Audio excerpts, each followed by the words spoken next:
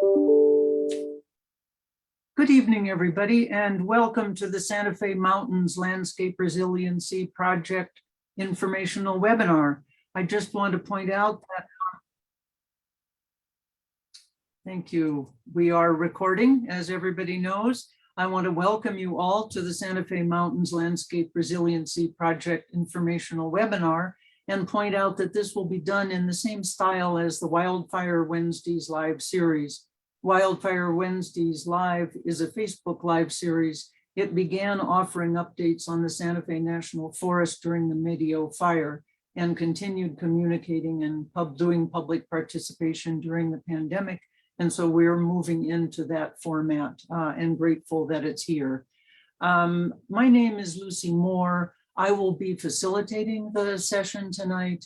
I'm a facilitator and a mediator based in Santa Fe, a private contractor under contract to the Santa Fe National Forest to do this particular facilitation tonight and another meeting next week that I'll be telling you about. I'm very grateful to be part of this. I've worked over the years nationally, regionally, and especially like to work close at home, have worked with the forest many times in the past, and I'm honored to be part of this event. So the purpose of our meeting tonight is to learn about the project and hear an overview of the draft environmental assessment. That EA was sent out, I think, about 3 weeks ago. The comment period is open now, and we'll talk more about submitting formal comments a bit later. We also tonight want to give you a chance to ask questions about the project and the draft EA. So I just want to add that I feel we're coming together for something really important here that we have in common, and that's a deep caring for the health of the forest and of its resources. There are obviously disagreements about how to get that health for the forest and the resources. But the important thing is that we come together, we hear all points of view. And I would just ask everybody tonight to do some genuine listening with an open mind, be respectful and be patient. And I also want to make it clear that your questions and comments are all welcome tonight. We'll get to as many of them as we can, but this is not a forum for making an official comment on the draft environmental assessment. That needs to be done in a very specific way. I think many of you are already familiar with that, and there will be instructions on how to do that later in the evening. In order to have standing in the NEPA process for the environmental assessment, you need to submit your contact information and submit to in a certain way. So that is not happening tonight. This is a time to learn, to ask questions, to clarify things, understand more about what's going on. So we've made this session as accessible as we possibly can. We've got it on 2 Facebook Live platforms, the Santa Fe National Forest and the Santa Fe Fireshed Coalition. And if you want to share, if you're on one of those platforms now and you want to share it with someone, you just send them the link, the share, whatever it is, the button. And they don't need to be like members of Facebook in order to join. So feel free to send that out. This meeting is being recorded, as we just learned, and it's going to be also transcribed. And so the transcription and the recording will be available online and posted hopefully pretty soon after this meeting. So you are welcome to put your questions, comments in the chat at any time during the evening. We'll have the question period following the presentations, and we'll get to as many of them as we can. If we don't get to all of them and you have an outstanding question, you can submit it through that comment, that formal comment process. It will get to the right place. And again, you'll have instructions on that a little bit later. So there will also be a follow-up meeting to this one, and that's called Lunch and Learn. So I want to see you all munching on your sandwiches from 12 to 1:30 next Thursday, okay? And anybody that wants to engage personally online with some of the specialists that wrote the environmental assessment, we'll have you broken into breakout groups. And so there'll be more chance for more informal exchange. So that's a second way to participate. Our agenda for the evening is simple. We have 2 introductory presentations from Steve Romero, District Ranger for the Pecos Las Vegas District, and the new District Ranger for the Espanola District, Sandy Jaquez. And really happy to have you here, Sandy. Welcome. Following those 2 presentations, several Forest Service staff specialists will be offering the key findings that are in the EA. They'll be able to answer a lot of questions, not all, obviously. So we're not expecting them to be able to answer every question. And all the questions then we will take following the presentations. We hope to have 30 to 40 minutes at the end of our meeting for questions. So I think that is it from me. I look forward to helping move this along. I'll kind of be monitoring and asking the questions as they come up. So thank you all for being here. I look forward to a really good, informative, and heartfelt evening together. Thank you all so much. So I'm going to turn it over now to Steve, and Steve and Sandy will make their presentations. Okay, thank you, Lucy. Again, good evening, ladies and gentlemen. I'm Steve Romero, the District Ranger on the Pecos Las Vegas Ranger District. I'd like to just take a quick second to thank everyone who are on tonight attending this meeting. Again, thank you for your time. Thank you for your interest, and thank you for sharing any comments that you may provide during our comment period process. And again, as a reminder, if you will submit your comments separate from this meeting.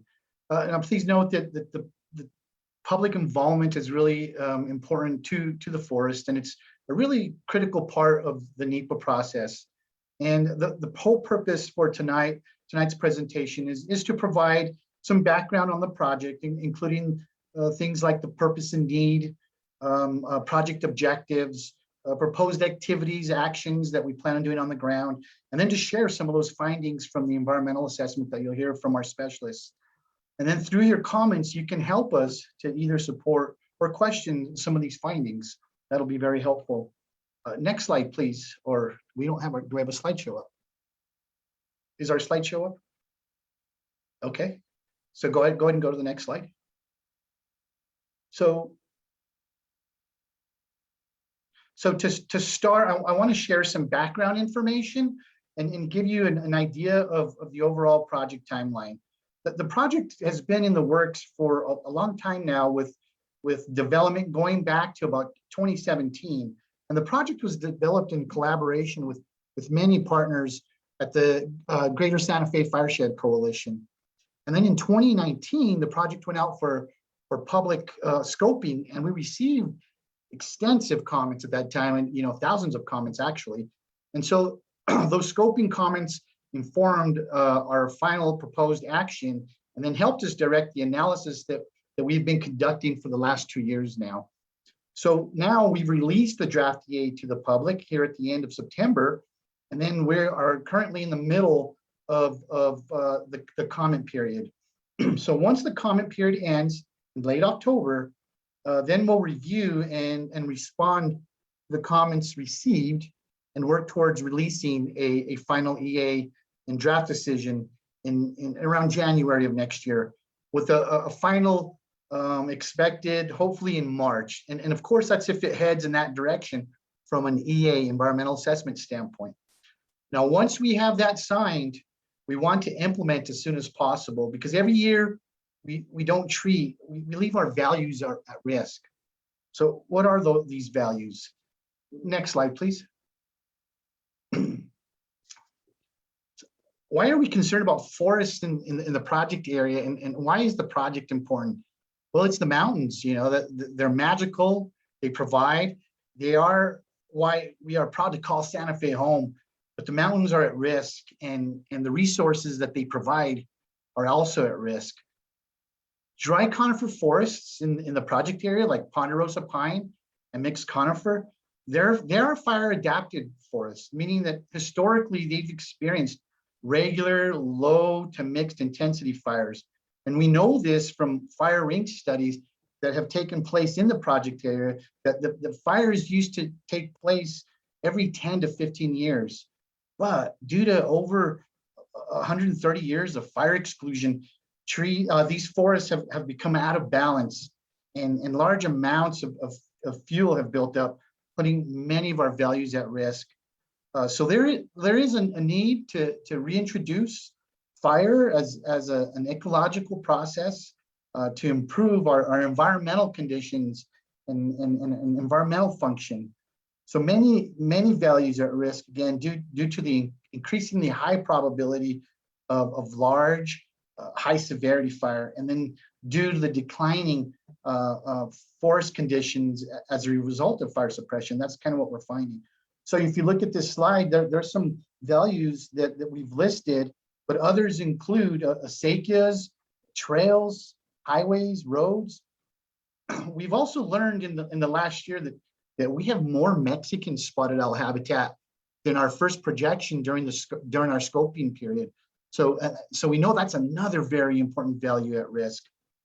State Highway 475, Artist Road, that's the highway to the Santa Fe ski area from Bishop's Lodge Road. It's named Artist Road for a reason. Its magical scenic value is captured by artists from around the world.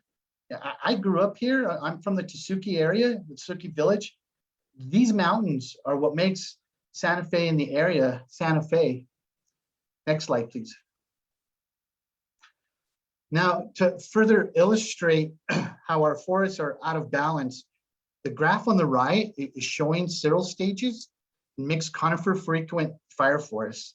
We use serial stages to describe smaller units of vegetation condition and succession. So when we compare the current, that's the bar on the left, with the desired conditions, we can see that our forests are currently dominated by closed forests. And by closed, we mean that these forests have a closed tree canopy, which can present increased risk for crown fires. And to support the foraging needs of species like the Mexican spotted owl, what we need is more late open forests, which then are represented by the pink bar you can see in the desired condition column to the right. In these closed forests, fuel loads are also naturally high, and forests, they're uncharacteristic in terms of fire intolerant species that provide ladder fuels for surface fire to move up into the canopies. And then by moving towards having more late open forests, it's going to help us to reduce the risk of high severity fire. And that's by reducing, again, these fuel loads and these ladder fuels. Next slide, please. Now, these are our project objectives, and we know that fire is nature's haircut tool, if you will. It keeps nature's hair, the trees, clean and healthy, not chaotic and overgrown. So restoring fire to its historic role and reducing fuel loads will reduce risk of high severity fire. But again, it's not just a risk reduction project. The project is really to help us. It's designed to restore balance and again, ecosystem function. Restoring forest condition and environmental function will help to improve habitat for priority species like the spotted owl, the Mexican spotted owl. And by the way, it is a threatened and endangered species, and it's going to help us improve watershed and riparian. Next slide, please. The project is located largely within the greater Santa Fe fireshed, and that fireshed landscape is about 107,000 acres, and it's along the Santa Fe Mountains in the southern part of the Sangre de Cristo mountain range. The total project area is about 50,000 acres, okay? And it's split between a northern area and a southern area. You can see the polygon delineated by the black lines. Generally, that's the Rio Medio Tsuki area. And then to the south, again, a different polygon delineated by the black lines. is generally the Cañada de los Alamos and the Glorieta area. The municipal watershed for Santa Fe is between the two polygons. So the two treatment areas, and just to give you a little orientation. Now, please note that we are not going to treat the entire project area, the 50,000 acres, but we'll be using a what we call a condition-based approach to determine where to treat and what treatments are going to be most appropriate relative to these specific sites. With that being said, I'm going to pass it on now to Sandy Hawkins, who is the district ranger of the Espanola Ranger District, to conclude this part of the presentation. Sandy? Good evening, everybody. Hopefully you all can see me and hear me. My name is Sandy Hawkins, and I am officially, as of last week, the new district ranger here in Espanola. So to continue on with what Steve was discussing, the project includes 4 restoration activities. And these activities include small diameter vegetation thinning, prescribed fire, riparian restoration, and even road closure. And we are going to use a condition-based approach, meaning that the current conditions will tell us where and what to treat as we move across the treatment areas. So what this means is where stands are more open, we will be able to burn without thinning first. And where stands are more closed, we will need to thin small diameter vegetation to be able to safely reintroduce fire back into the landscape. So the acreage limits that you see are the upper limits of the treatments that could be implemented over a 10 to 15 year period. So 18,000 acres that are thinned are also included within that 38,000 acres of burning. And also included in that acreage is riparian restoration, where we're looking at a total of 38,680 acres of treatment across that 50,000 acre project. Next slide, please. So some of the key findings, you're going to see a lot of information in the environmental assessment. And some of the specialists tonight will be providing a summary of some of those findings very shortly. Since we aren't able to have all the specialists present tonight, we'll briefly summarize some of the findings by resource areas that will not have detailed presentations today. I also encourage you to review the draft EA for a more thorough presentation of the findings. So the assessment evaluates the impacts of treatments on heritage and tribal resources and concludes that by reducing the risk for high severity wildfire, the project would help protect heritage and tribal resources. Treatments would be developed in consultation with tribes and traditional rural communities to avoid any advertent damage or heritage to those tribal resources. So with regards to range, the project area overlaps 3 grazing allotments, and proposed treatments would also benefit the range condition of these allotments in the long term, with an increase in forage production, quality, and an improved distribution of the livestock. For any areas experiencing a moderate to high severity burn, monitoring would be used to ensure vegetation and soils have recovered sufficiently before grazing is continued to avoid any cumulative adverse impacts from both the treatments and grazing. The project area also includes 8 inventory robust areas, also referred to as IRAs, and these comprise approximately 24,600 acres. The project is not planning to build any new roads, so there would be no change to the roadless characteristics of the IRAs.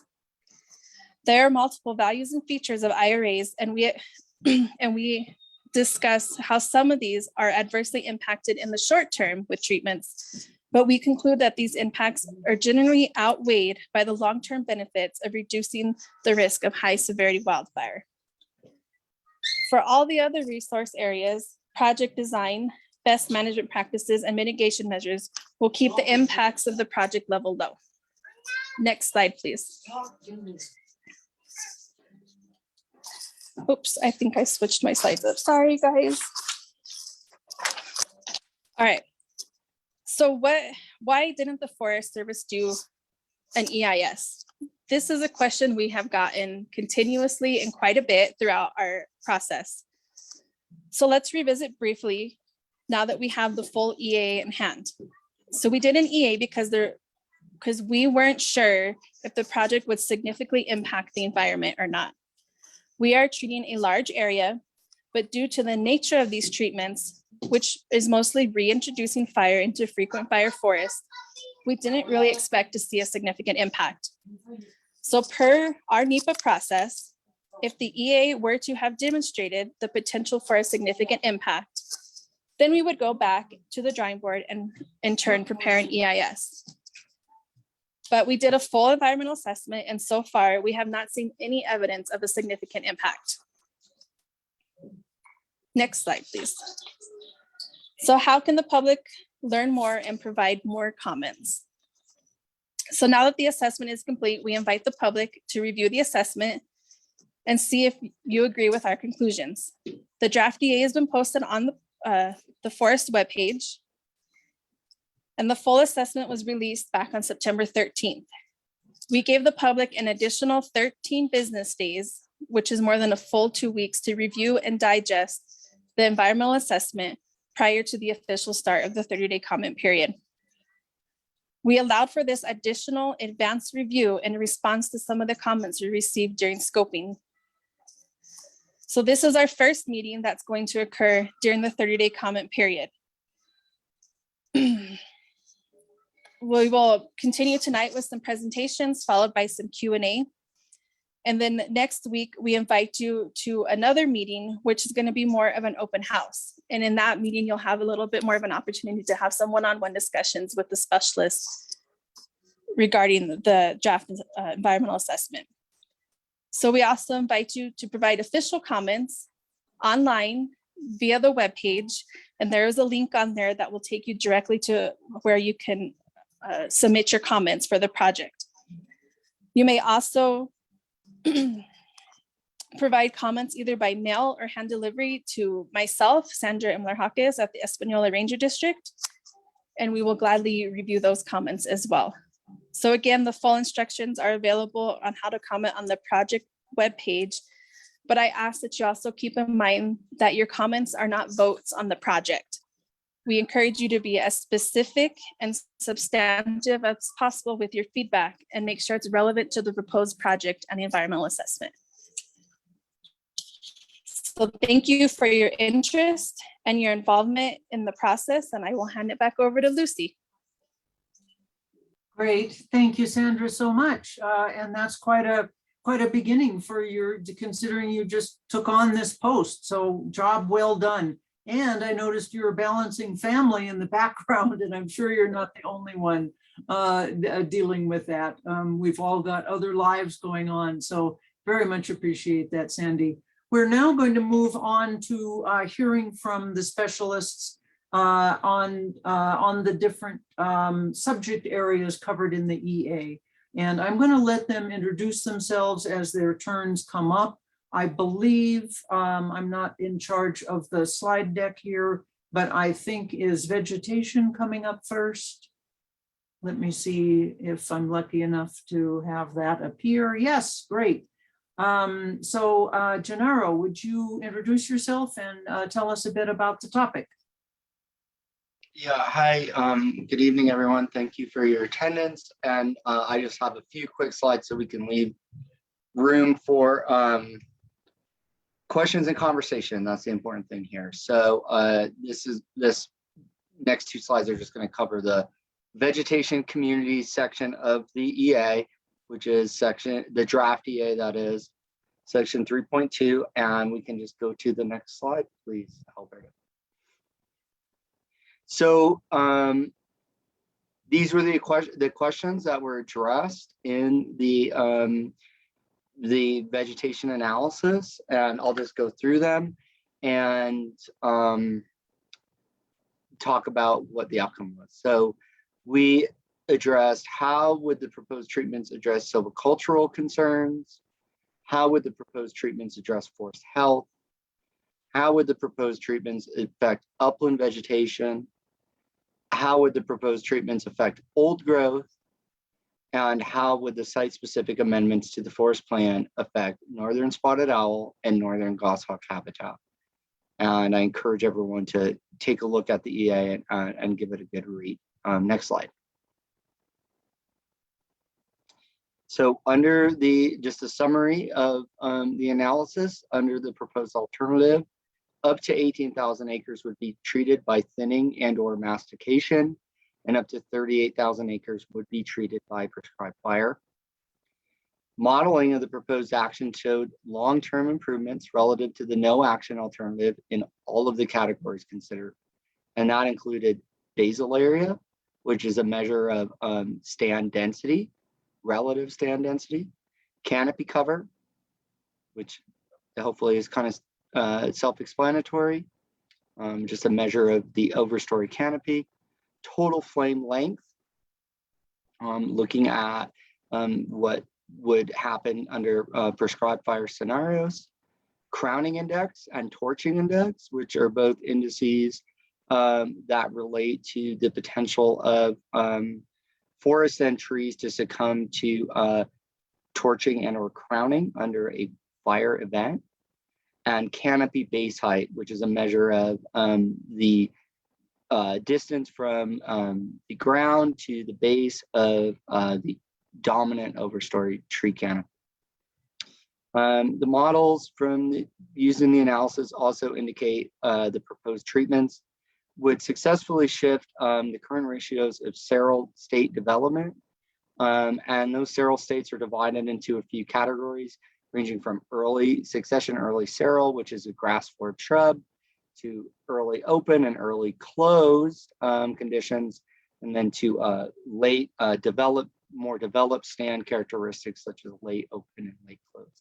In the three target ecological, the ERUs,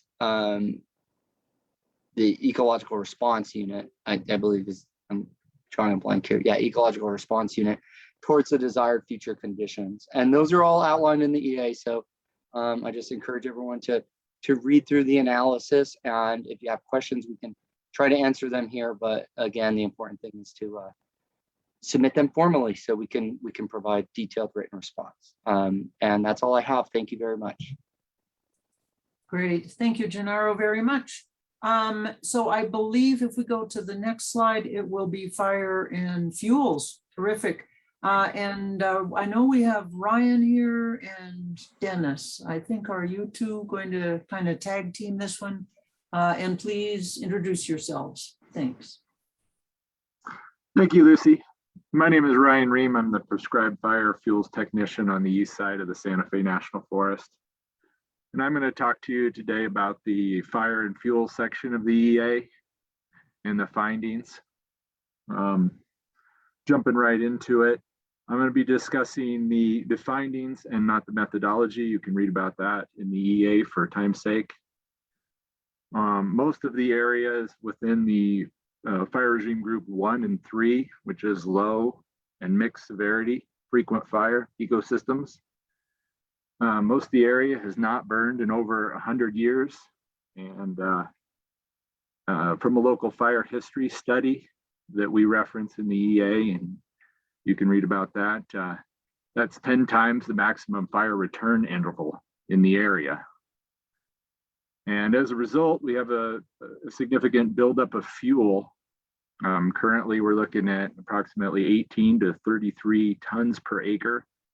And under the no action alternative, that will continue to increase.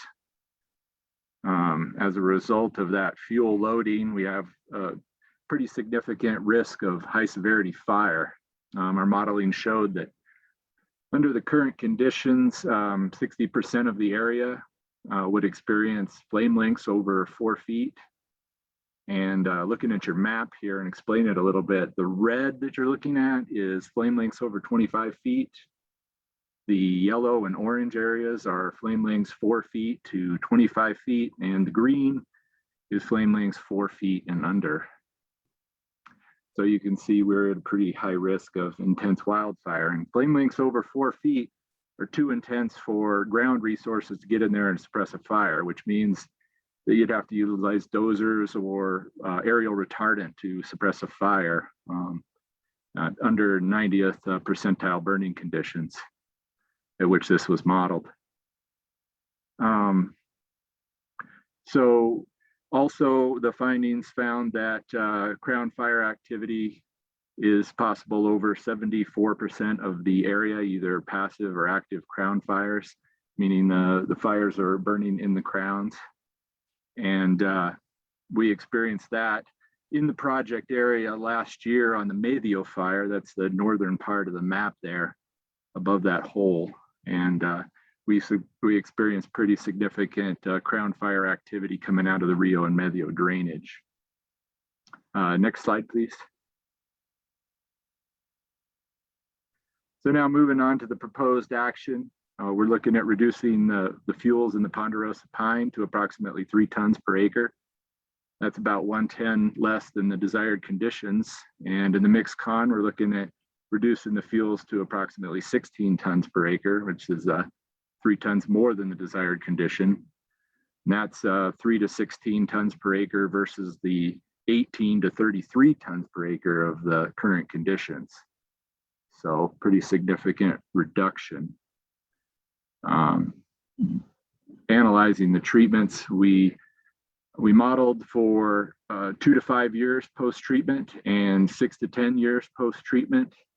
And we utilized 3 different treatment scenarios. The first being low severity prescribed fire only versus the second, which is light thinning, followed by pile burning of the slash, followed by another entry of broadcast low severity broadcast burning. And then the third scenario being heavy thinning, pile burning of the slash and broadcast burning. And you can see here in these slides right here that I have up that versus the last slide that you saw, all of the treatment scenarios had a reduction in wildfire behavior and integrated hazard in the short term. After 2 to 5 years, the prescribed fire out of all the treatments had the greatest increase in wildfire behavior and integrated hazard. The light thinning decreased the wildfire hazard over 2 to 5 years and 6 to 10 years more than the prescribed burn only. And then the heavy thinning and prescribed burning had the greatest reduction in wildfire behavior and integrated fire hazard. Next slide, please. This slide shows the integrated fire hazard. That's a combination of the potential to burn as well as the wildfire behavior. And you can see reduction. The first slide is the prescribed burning only. We have the existing condition, then we have prescribed burning only in the middle, and then on the right we have light thinning and prescribed fire. And this is, both of those are after 2 to 5 years. So you can see visually the reduction in integrated fire hazard. Lastly, one other thing I want to talk about is not only does reducing the flame lengths to less than 4 feet make it more safer and effective for firefighters to get in and suppress a fire, it also reduces the fire ember production. Ground fires don't produce as much embers, and they don't loft them as high in the atmosphere as a crown fire. Studies have found that homes are more at risk of being damaged by wildfire from ember wash than they are from direct flame contact or radiant heat. So this has the potential to make homes within the WUI area safer in a wildfire scenario. And that's all that I have. Thank you very much for your time. Great. Thank you, Ryan. Really appreciate it. Next up, I believe we have Josh Hall. If we can see Josh's slides. Right, air quality and climate. Thanks, Josh, and please introduce yourself. Sure. Can you hear me and see me? Loud and clear. Great. Okay. So I'm the Natural Resource Staff Officer on the Santa Fe National Forest, and I'd like to just talk about what's in the EA regarding air quality and climate change and some of the conclusions on the proposed actions. So next slide, please. So this text was pulled directly out of the EA, just talking about the current condition of air quality, and generally, as folks in Santa Fe know, air quality in the Santa Fe area are generally very good, and you know, much of that is due to regulations that have been in place and reducing a lot of the pollution that much of the country has been affected by, but that's expected to decrease. The part that is the biggest concern is the second bullet here, impacts to visibility and ambient air quality associated with particulate matter, generally fine particulate matter. The smaller the particle, PM 2.5 is what we refer to. It is the greatest concern to human health because that can people inhale it and it goes directly into the bloodstream. And there's a lot of research in terms of the impacts on human health that is associated with that. Generally, what we're seeing is this is increasing across the West. Santa Fe is not unique. Fortunately, we have been spared some of the very significant impacts that other parts of the U.S. have had in terms of this, even though there have clearly been impacts from wildfire on the community. And the other concern broadly in general is with climate change, increases in fugitive dust is, more vegetation. And I think we've seen that generally with more dust storms and that. So next slide, please. Okay, so what's the current condition with climate change here? And generally what we're anticipating is to have large lasting impacts to a variety of ecological, social, and economic resources in and around the Santa Fe National Forest.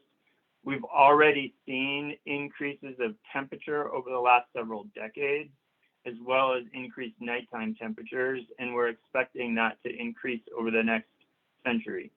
In terms of what that is having an effect on in terms of precipitation, we're seeing already less snow in low to mid elevations. This is generally falling more as rain, and more variability in terms of precipitation. So I think several years ago, I remember, here we are in the driest winter we've ever experienced in recorded history. That was preceded earlier that year by a 1,000-year storm event that occurred in Santa Fe. So that's what we're talking about, really greater extremes in terms of precipitation and temperature. So next slide, please. We are seeing at higher elevations, snowfall and spring snow stay fairly stable, and a lot of the models are suggesting this to continue.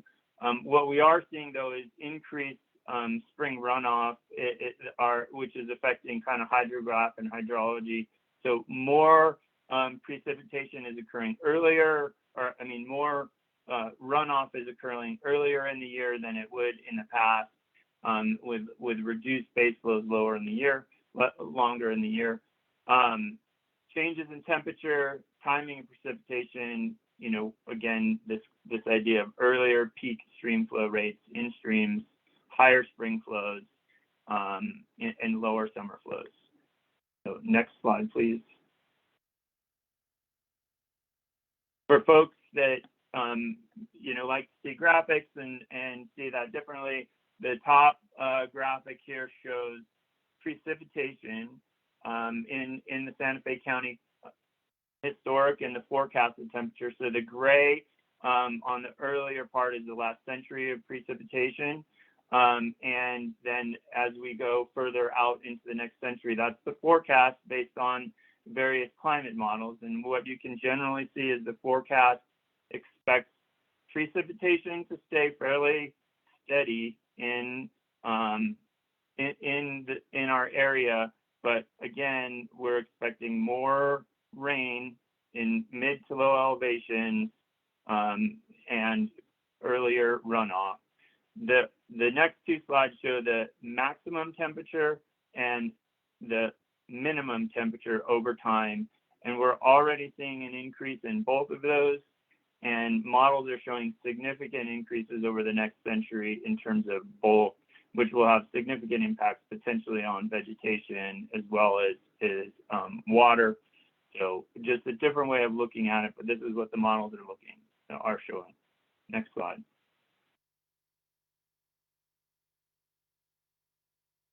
So one of the patterns of vulnerability of climate change on the Santa Fe and surrounding lines, the project area here is in this northeast zone and southeast zone on this map.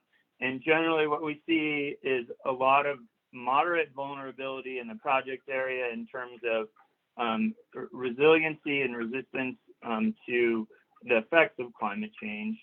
This is primary, what you see, that yellow is a lot of the ponderosa pine and dry mixed conifer that are in the area where we're concerned in terms of their ability without treatment to be able to withstand and be resilient to the impacts of climate change. Next slide. So moving back over to air quality, I know there's a significant concern about air quality related to prescribed fires in Santa Fe and the surrounding communities. And one of the things that bounds our decision in terms of mitigation are that anything that the forest does must comply with federal and state law. And there are laws on the books in terms of protecting visibility and air quality that the forest always has to meet in terms of how they design and implement their prescribed burn. So some of those things in terms of operations, what does that mean is we do not start prescribed fires unless the atmospheric conditions are going to transport smoke away from town. And, in terms of limiting those impacts to the communities and keeping it below air quality standards. And so we work closely with the state in terms of when burns do occur to make sure that those conditions are in place when we do burn to keep those impacts as minimal as possible. Next slide. Kind of in conclusion, what the EA, the analysis for air quality and climate change and carbon storage showed is compared to the emissions of a wildfire, the proposed action would lead to less smoke emissions overall, reducing the risk to public health and visibility in comparison. And in terms of climate change and carbon storage compared to the no action, we don't see significant effects when we're looking at forest-wide carbon stocks, but we would increase the resiliency and sustainability of carbon sequestration to future disturbances such as drought, insect and disease, wildfires, and the effects of climate change. That's the conclusion of the EA for this section. So next for air quality, greenhouse gas, and carbon storage. So next, that's all I had. Thanks, Lucy. Great. Thank you, Josh. Thanks so much. So next up is Danny Burton with Wildlife. And I think we're going to, hopefully we'll be done with presentations in about 15 minutes and we can open it up to questions. So Danny, thanks. Thank you. So I am Danny Burton. I am the Pecos, Las Vegas Ranger District biologist and the biologist for this project. I have worked with a good team of biologists who have assisted me with this, the report writing and the analysis.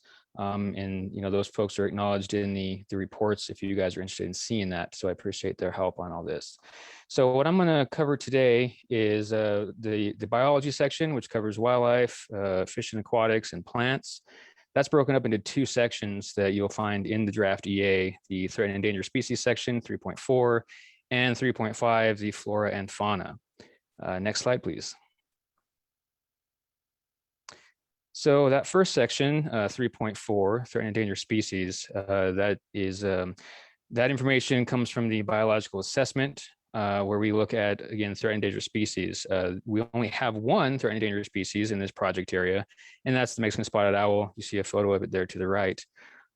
We know that this species is present. We have conducted surveys for them and have found them in the project area, and of course from other past observations as well.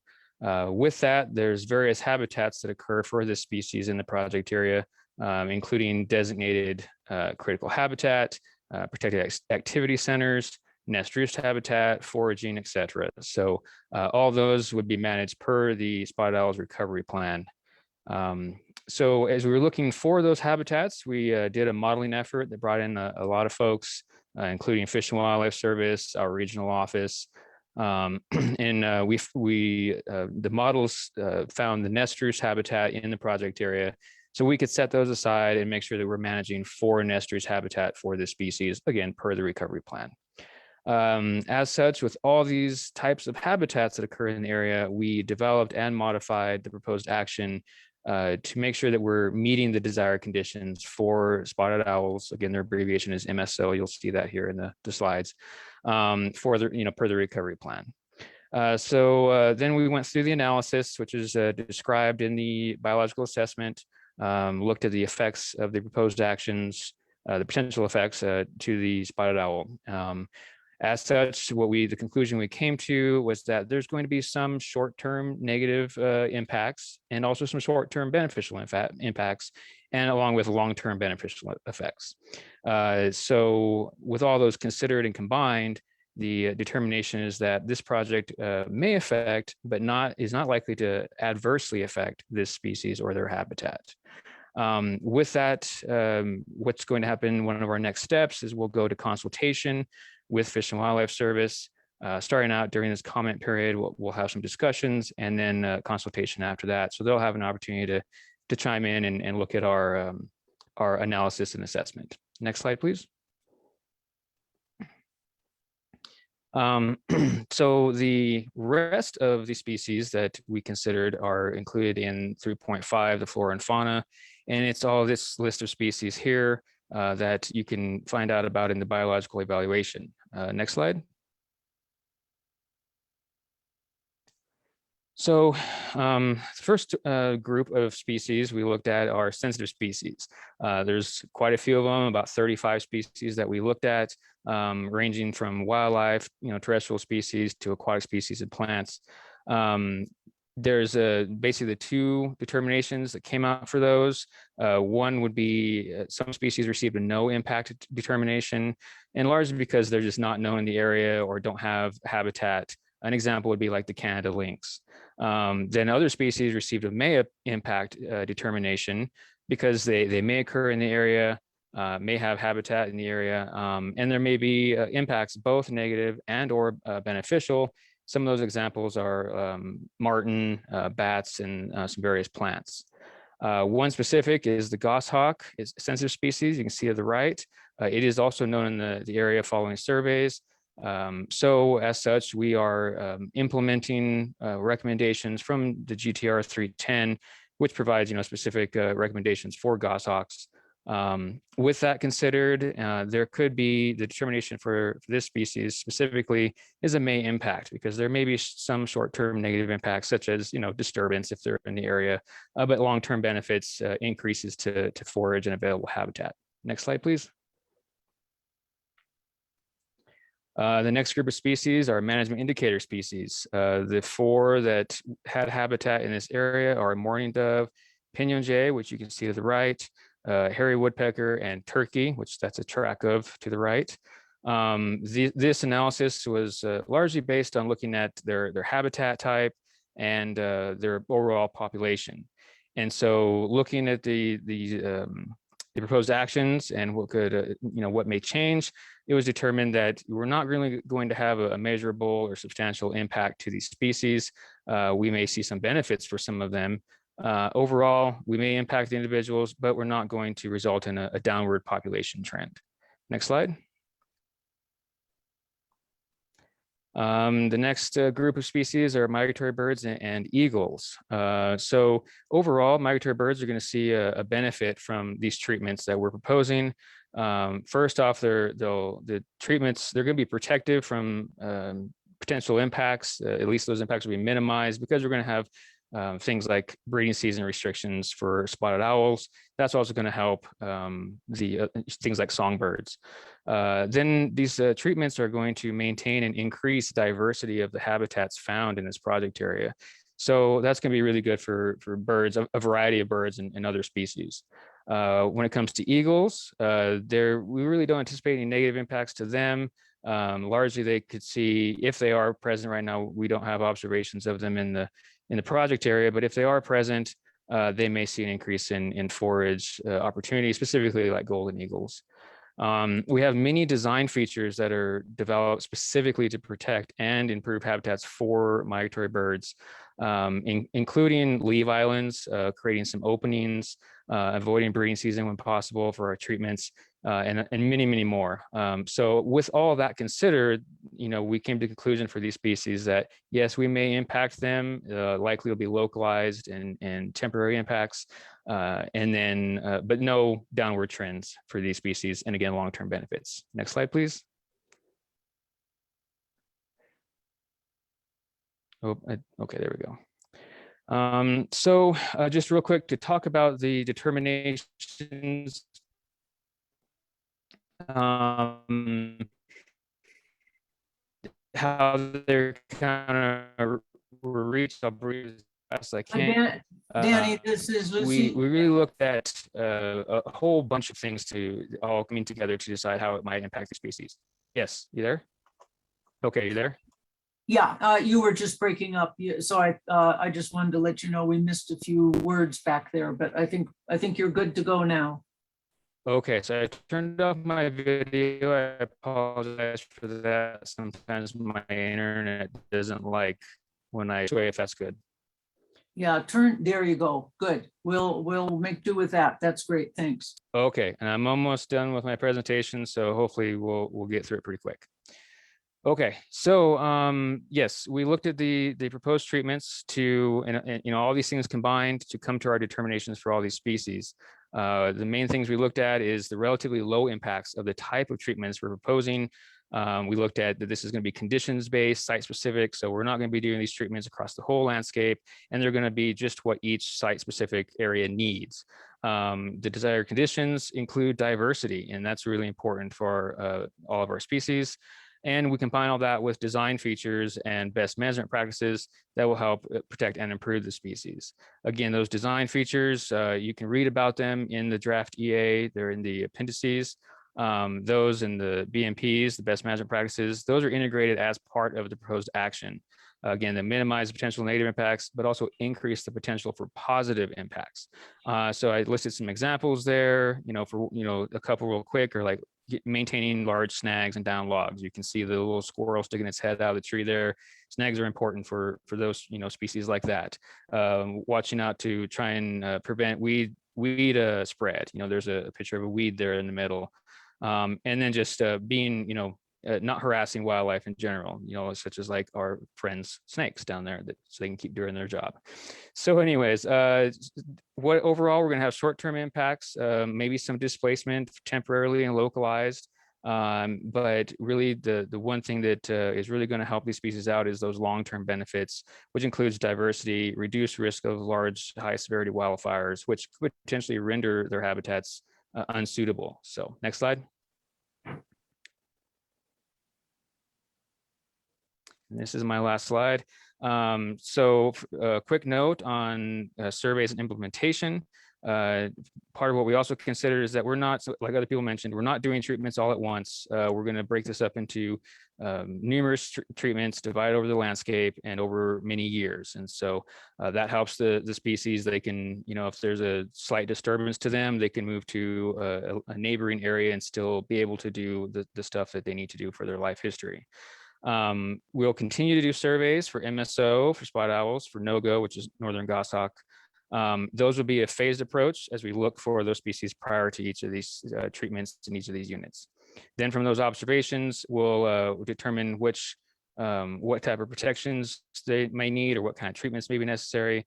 Then we're going to implement, and that's where it's, we'll have considerations for multiple species, multiple habitats, use all the design features as applicable, and they're going to protect and improve the habitats and achieve the diversity and the desired conditions for numerous species of wildlife and plants that utilize the project area. So thank you for your time, and I'll turn it back over. Thank you. Great. Thank you, Danny, so much. I know, folks, this is a lot of information in a short period of time. It's like a taster kind of for the EA itself, and very appreciative of all the presenters. So Micah, great. Take it away, watersheds and hydrology and riparian resources. Yeah, good evening, everyone. My name is Micah Kiesel. I'm the Soil and Watershed Program Manager in the forest and also the Burned Area Emergency Response Coordinator. I'm going to be giving you a brief overview of sections 3.6, watersheds and hydrology, and section 3.7, riparian resources. Next slide, please. So 3 watershed resources were analyzed, and those included soil productivity, flow regime, and water quality. The soil productivity analysis utilized vegetative ground cover as a key indicator, and vegetative ground cover promotes infiltration, slows the flow of water, protects soil from erosion, reduces that sediment pollution, and it's important to soil regeneration, soil protection, and soil productivity. The flow regime was assessed by analyzing stream flows and flooding, and water quality was analyzed by looking at impacts from erosion, sedimentation, stream temperature, and water chemistry. Next slide, please. So the implementation of the proposed action does have the potential to result in short and long-term adverse impacts to watershed resources. Again, those are soil productivity, water quality, and flow regimes. But these impacts are expected to be minimal and short term. And this is because a number of reasons, and I'll touch on just a few here. So as Danny mentioned, in wildlife, as in watershed, there are numerous project design criteria, BMPs, and mitigation measures. I'd point you to Appendix C to read more about those. The purposes of each are stated there as well. Design features are intended to protect soil from erosion, protect riparian vegetation, and maintain that water quality and soil productivity. Another reason why impacts are expected to be minimal and short term deals with soil compaction. And although soil compaction can last for a very long time, up to 50 years in some cases, it is repaired by a frequent freeze-thaw cycle. And freeze-thaw commonly occurs many times throughout the winter within the middle and lower elevations of the project area. Also, heavy equipment would not operate on gradients steeper than 40%. This means much of the project area would be treated by hand, diminishing those widespread impacts to soil productivity. So continuing on with why impacts are expected to be minimal and short term, prescribed fire is intended to be of low to moderate severity. And soil erosion and sedimentation would be diminished by a low severity prescribed fire as compared with high severity wildfire. Also, the potential water quality effects to stream nutrients are significantly less in terms of concentration and duration by prescribed fire than by high severity wildfire. And finally, the last point, most broadcast burns that low to moderate severity, again, promote the rapid establishment of that vegetative ground cover. And again, that establishment of vegetative ground cover is a significant control on the recovery of water quality to those pre-treatment conditions. So really the key to mitigating adverse effects to watershed resources is to implement design criteria and best management practices that were designed specifically for project activities. And again, I'll point you to Appendix C for those. I think it's also important to note that the watershed analysis did compare project actions to high severity wildfire. But even in the absence of high severity wildfire, the majority of watersheds within the project area are currently functioning at risk due to existing upland riparian conditions. Next slide, please. So as Sandy touched on in her talk, a strategy has been developed to avoid cumulative watershed effects from project activities, and this can be found in Appendix F. And here the intent is to monitor undesirable moderate and high severity burn areas It's important to note that not all moderate or high burn severity is undesirable. Really, it has to do with the amount, location, the connectivity of burn severity. That would all be important to determine if those undesirable conditions exist. So if those conditions were thought to occur, then the strategy would continue to identify if evidence exists of impacts to water quality, soil productivity, or ground cover regeneration. And this strategy would help to avoid cumulative watershed impacts by informing future project implementation. And next slide, please. And just a slide to touch on the riparian analysis. So the proposed action includes up to 680 acres of riparian restoration. And this includes conifer and non-native invasive species removal and native tree planting and fencing. Riparian indicators analyzed for soil state diversity, riparian woody regeneration, coarse woody debris, exotic woody species cover, functional group diversity, flood regime, fire regime, and connectivity. So the riparian analysis concluded that these indicators would likely have no effects or actually beneficial effects from project actions. The proposed treatments would address that conifer encroachment and excessive vegetation density in riparian areas, really reducing that risk of high severity fire and the potential encroachment of non-native vegetation within the riparian habitat. The treatments would also reduce the overabundance of those late sterile conditions, restoring ecological integrity of the riparian habitat. And so, very brief overview. I encourage you to read through the EA and more importantly, those appendices as well with the design criteria as well. So that's all I have. Thank you very much. Great. Thank you, Micah. Thank you so much. I want to encourage people to put questions in the chat. We've got a few in line here, but want to be sure that we get as many questions answered as possible. So go ahead and put them in as they occur to you. And Lynn, please introduce yourself.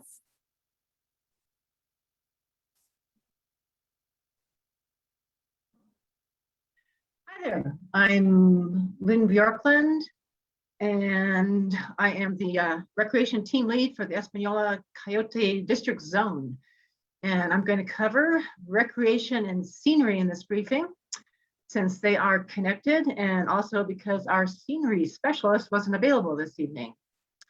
So most of our public utilizes the forest for recreation, and of course, scenery is a big part of that experience. The project area is the scenic backdrop to the city of Santa Fe and surrounding communities. Residents and visitors truly value the area as a personal, spiritual, and recreational landscape. And the best word to summarize the impacts to recreation and visual quality would be subtle. There really isn't a vantage point in the project area itself where a user could really see a large-scale overview of all or even most of the treatments that would occur. From a distance, the changes might be noticed, but that would be subtle. Now, in the EA, there are some artistic impressions of the changes that you might see with before and after photos, and you can detect a little difference from afar, but there's really nothing dramatic where the casual observer would see a major noticeable change. So now you can see on this map that there are 8 recreational sites or facilities and 8 trailheads within the project area. So it's right in the midst of the heart of recreation for Santa Fe. And the most common questions from a recreation and scenic perspective is, how is this going to affect my recreational use, access, and experience? What will I see during implementation, and what will I encounter? So keeping in mind that the overall goal of the proposed action is to prevent the type of catastrophic fires that occurred across the valley in the Los Alamos area during the Cerro Grande and Las Conchas fires, where the entire viewshed and almost every recreational trail around that community was taken out in a single afternoon. And 10 and 20 years later, reconstruction of some of these trails is still occurring. And the scenery and type of recreational experience in the Los Alamos area was most definitely and dramatically changed forever. So we're hoping that's not going to happen in Santa Fe, and that's what this is all about. And despite the long-term benefits of the proposed action in protecting the future of these areas, there may be some short-term negative effects to the visual quality of the recreation experience. For example, vegetation thinning would generate some stumps and slash. Fire lines might create linear visual features, and some may not like kind of the black burned appearance of the landscape immediately following prescribed burning. However, the project would be implemented incrementally, so changes to scenery would also be incremental, and there's design features in place to minimize short-term impacts. And a few examples are that fire lines would be constructed using existing features such as roads and trails, rocky cliffs, open areas, previous burns. And where possible, thinning and burning would seek to mimic natural patterns and openings, and specialists would be involved with those treatment designs, especially in these areas highly valued for their scenic quality, like the Windsor National Recreation Trail would come to mind. So next slide. Now, this slide shows the system trails, I guess we are on the next slide, okay, that are within the project area. In the North project area, most of these are accessed from the main road 476 to the ski hill or from the Tsuki Village area. And short term, the most intrusive treatments to recreation is going to be from prescribed burns and the resulting smoke. And when there are prescribed burns, selected areas and trails may be closed for short periods of time. Now, next slide. Now, this slide shows the abundance of alternate trails in the region that are within about a half-an-hour drive that could be used to avoid closed area or smoke during these times of implementation. And only about 4,000 acres at a time would ever be treated. And the design features avoid like high-use recreation days, such as holidays and weekends, as much as possible. And we try to balance that with favorable climate conditions to keep the smoke away from the town. So that can be tricky. Now, during thinning and riparian operations, users might notice some noise, see warning signs on trails or even trail guards in some locations. But generally, the use of trails is not going to be restricted. Normal recreation would generally occur pretty much totally unrestricted throughout implementation. Then, other than some noise and occasional smoke, users of the recreational facilities such as campgrounds and picnic areas would not be affected due to the buffer requirement around these areas.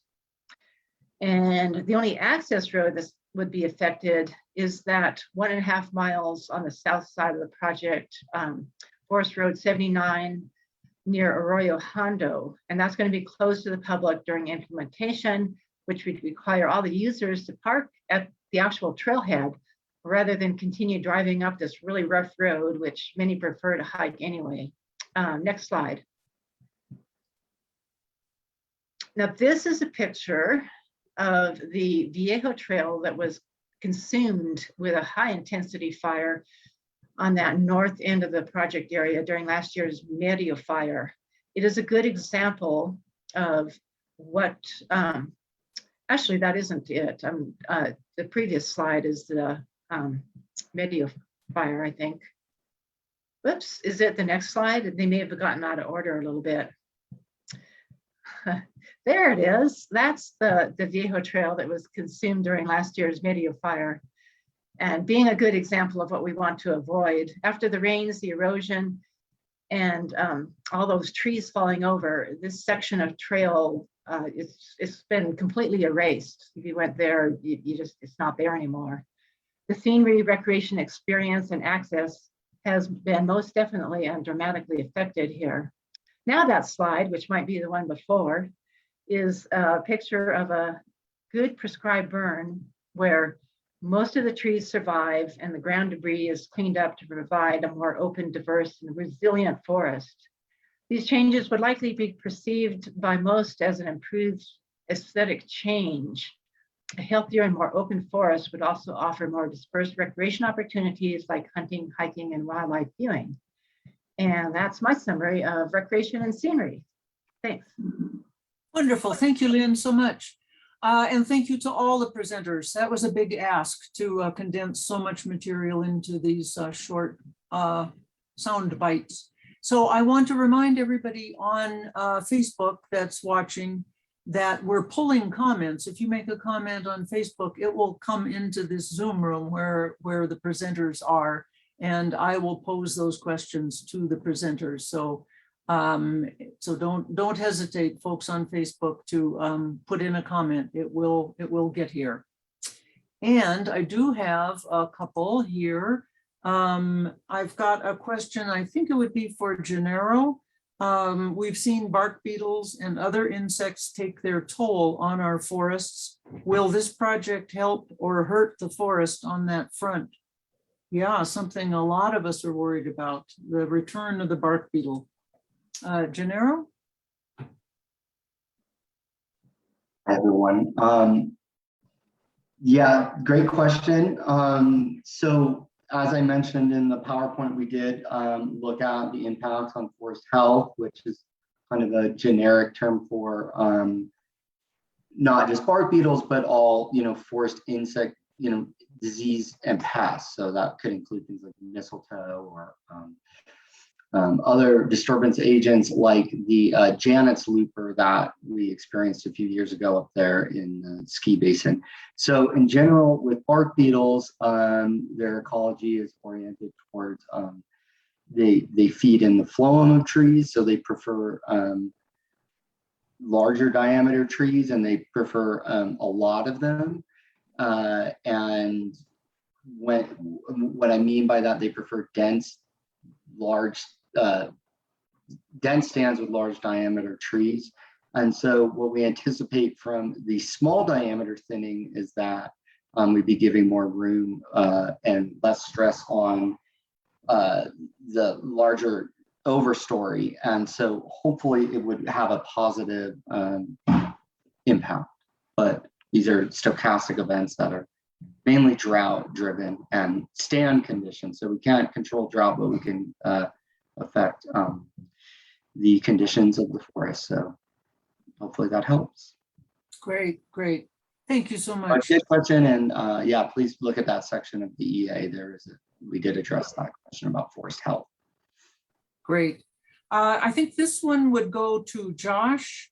And it's a big one. How would the proposed treatments contribute or help or impact whatever global climate change? So the connection between these treatments and climate change. Hopefully you can see me. Sorry, I turned the light on behind me. No, I know. I didn't mean to.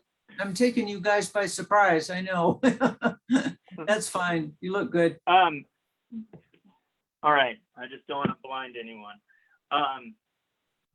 Bouncing off my head. So kind of repeating back, how would the proposed treatment affect global climate change? Is that right? Either contribute to it or help ameliorate it or whatever. Right. I think at the scale we're talking at, it's probably insignificant in the broader scheme, but I think specifically when we look at the treatment, and this is related to what Gennaro talked about. We know that these forests play a really important role in carbon balance and carbon cycling, and one of the most important things we can do globally is to have forest is forest. And when you look at, some of the substantial changes that have occurred, post Los Conchas, you have a very different type of ecology over there than what was before. And so keeping these as forests as we kind of recognize them is one of the most important things we can do broadly in terms of balancing that carbon cycle. But we also know that over time, these frequent fire forests, especially the ponderosa pine and dry mixed conifer, with all the fire exclusion that Ryan talked about in his assessment, we've had a significant increase in terms of the density of these stands that have put them at much greater risk to wildfire. And what we know when high severity fires do come through research is that those places become a carbon source for decades afterwards. And one of the most effective things that we can do, and what the analysis shows and what research has shown, is that by having treatment and getting fire back into these systems, they will be much more resilient and resistant to some of those impacts: climate change, insect and disease, the effects of climate change, and over time they will be a significantly greater source of carbon storage than what would occur post-wildfire. So, I think that, any of these treatments by themselves are probably insignificant, but, to this landscape in particular, I think that the most notable things are, keeping this as a forest and making it more resilient to drought, insects and disease, forest health, and the effects of climate change. I think the proposed treatments, would have a significant effect in that regard. Mhm. Good, interesting. Thank you, Josh, very much. So Danny, get ready. I think I've got one to spring on you here. How would the treatments that are in the EA impact wildlife connectivity corridors? So we know wildlife need those corridors to move around, to migrate. What would these treatments have negative impacts on that or positive impacts on that? Okay, I'm gonna try to do my video again. Let me know if it's choppy or anything. Okay, I will. I'll let you know. Okay, thanks.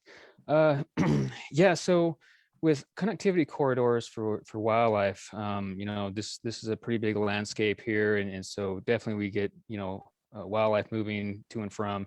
We really don't have a good handle on where exactly those are currently. It's not fully known, but we do know there's some areas, especially in the southern part of the project, where mule deer use and go to this project area and maybe south of the interstate. And so what we're going to do is we have a project design incorporated into this project, a design feature. So that way, as we're doing each one of these units, we can take a moment and consider, are we in an area that we might have a corridor here? How can we protect those corridors and maybe even improve them? We have that opportunity to also work with our partners like Game and Fish to talk to them and say, hey, what do you guys know about species in this area? And let's work together to make sure we're managing those accordingly. And then with that, the design features that we have are going to maintain that connectivity for keeping habitat characteristics, in that mosaic manner. We may have an opportunity, I mentioned leaf islands, which are basically going to be an area where we either have no treatment or very light treatment, and basically keeping those areas largely intact and how the wildlife is currently using them. Well, we could consider, if we have an opportunity in some places, to strategically place those leaf islands so that maybe wildlife could kind of leapfrog from one to the other of those to get across the landscape to where they need to go. And also ways that we can implement our treatments, considering topography maybe to help promote those. So I think we'll have lots of opportunities to actually maintain and benefit those species in the area. So looking forward to that. Thank you. Great. Yeah, thank you so much, Danny. It certainly is on your screen, on your radar. That's great. So let's see, how about Micah? And let me just encourage those of you on Facebook, put a question into the Facebook comment, and it will make its way over here. We've got time for a couple more. Here is one, Micah, for you. How would prescribed fires affect the vegetation in riparian areas? So that's those are especially delicate areas, I know, along stream banks. And what about prescribed burns? Is there a way to protect that vegetation? Yeah, so I would point back to those design features. And Micah, let me just ask that you kind of come close to the microphone, and sometimes your sound is going like in and out. Sure. Let me know if it gets worse. Or if this is okay, sounds good. Yeah, you know, I point back to those design features, really intended to mitigate those impacts to the riparian areas. Some being prescribed fire, not. Yeah, being- Micah, just, I'm sorry, speak up, you know, kind of just hold still, get close and turn the volume on yourself up a bit. Let me see if this works a little bit better. Is this better? Right up again? I think so. Yes, I think so. So again, those design features intended to mitigate impacts to riparian areas. One being prescribed fire, not being ignited directly. Actually, Micah, I'm really sorry. That's worse. So, I so go guess- back. Yeah, Yeah. I guess I don't know what is going on then. Let me try turning my video off and seeing if that would help for some. reason. Okay, and just, yeah, just keep your volume up. Just keep your voice out there. Just shout at us. Don't be shy. Okay. So again, design features, you know, an example would be prescribed fire not being ignited within those riparian corridors. Another one, placement of those slash piles outside of those riparian management zones. And also implementing prescribed fire treatments when the soil surface is generally more moist. I think another one also, if riparian areas were affected or deficient, riparian vegetation would be planted. And, you know, I think going back to the analysis, effects to those riparian vegetation systems are expected to be minor and localized. And in some cases, it could be beneficial as fire can stimulate that regeneration of woody species. So hopefully that answers the question, and hopefully you heard it all. Great, thank you, Micah. Yeah, I think we got most of it. Appreciate it. Let's see, I've got one for Lynn. And you may have answered this, but maybe just a little more detail, Lynn. How would the treatments impact public access for recreation in the project area? So I know you talked about the trails, but are there other impacts that would keep people from recreating? No, there won't be any access that will be affected by the proposed action. There was just that one road in the Arroyo Hondo where you can't drive up quite as far. But as far as just access to trailheads and the trails themselves, that won't be restricted unless there's a prescribed burn going on. Like you went up Pacheco Canyon and they were doing firing off from there, that might be closed for a short period of time for public safety, but generally, really, the access won't be affected by the proposed action. Good, good. So maybe obviously temporary emergencies you can't help, but for public safety. Other Right. than that, yeah. Good, thanks. I've got one more for Gennaro. Is the project going to remove most of the old growth trees around Santa Fe? I know that's a big concern for people. So what's the impact going to be on old growth trees around Santa Fe? Yeah, sure. So the proposed action has two components, which is, you know, the prescribed fire component and then the thinning component. Excuse me. And the thinning treatments are essentially aimed at the reduction of fuels, which is setting up conditions to safely and effectively reintroduce low severity wildfire onto the landscape. So the treatments will be focused directly at small diameter trees.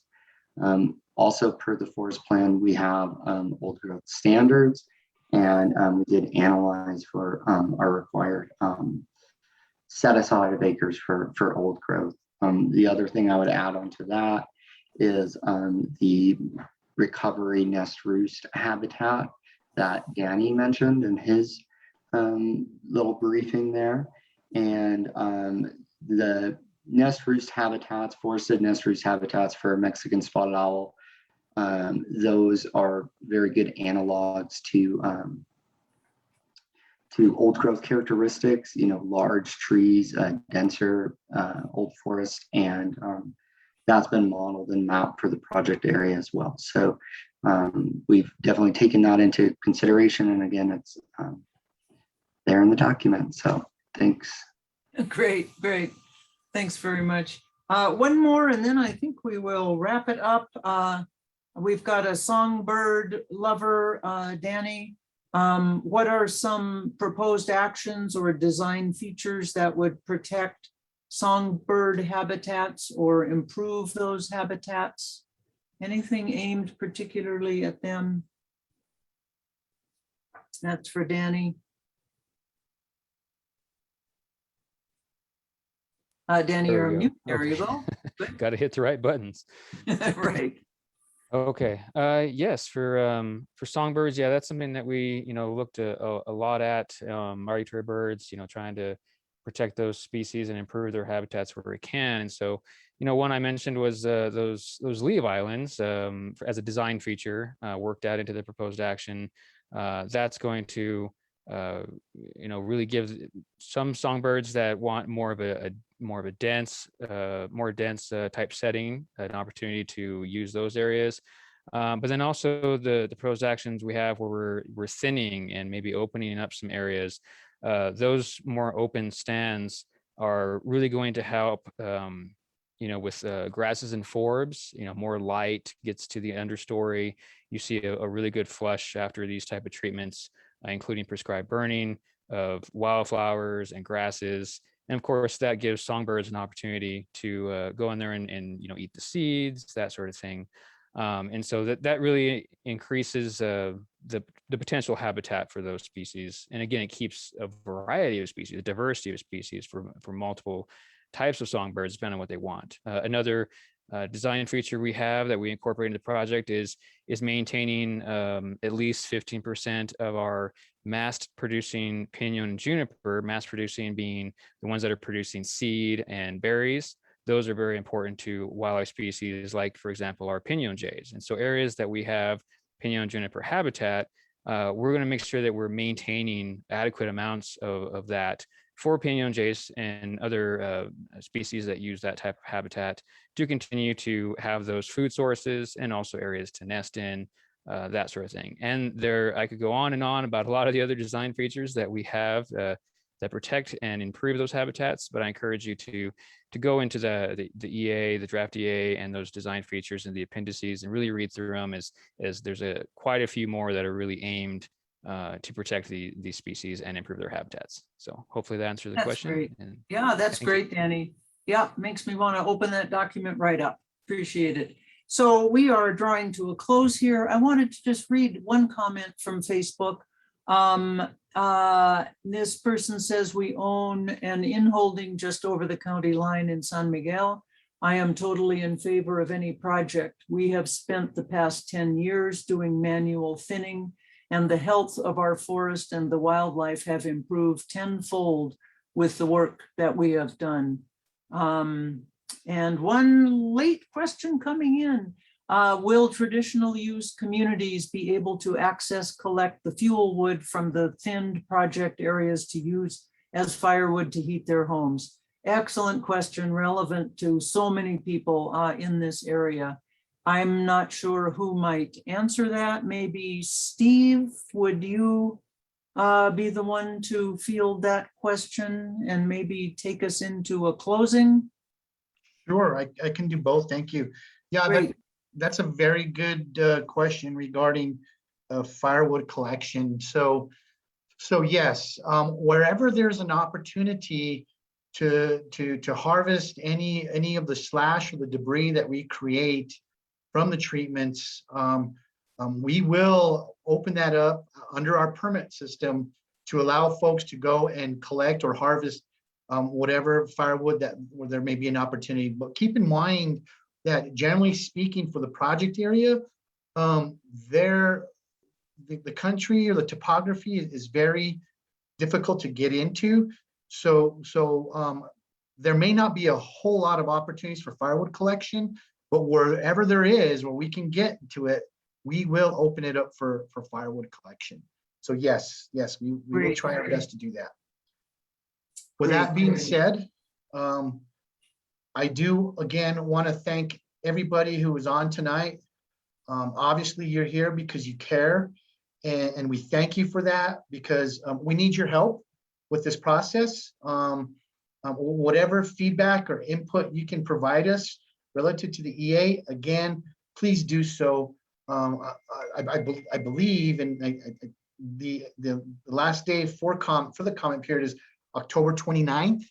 So please help us the best you can. Again, if you think you can support us and you're good with it, great. But if there's some stuff in the findings that you may not agree with, or you see something different than what we were able to pick up on, please comment, because that's exactly where we need your help from. And so have a good night. And again, thank you to all of you, the public, and then also thank you to the forest staff panel that was out here doing these presentations. And hopefully we got a lot of information out to you, so it helps you with some level of understanding. With that being said, I'll just give it back to you, Lucy. Great. Thank you, Steve, so much. All I would add was that there is a follow-up session next Thursday from 12 to 1:30. It'll be on Zoom, just Zoom, not Facebook. And we will break into smaller groups and deal with some of these topics in more depth individually. So we urge you all to come back for that. Also spread the word about that. And the recording and the transcript of tonight will be available, I'm assuming, through the Forest Service website and probably other platforms as well, so that you can review what was said tonight and pass it on to others. So great.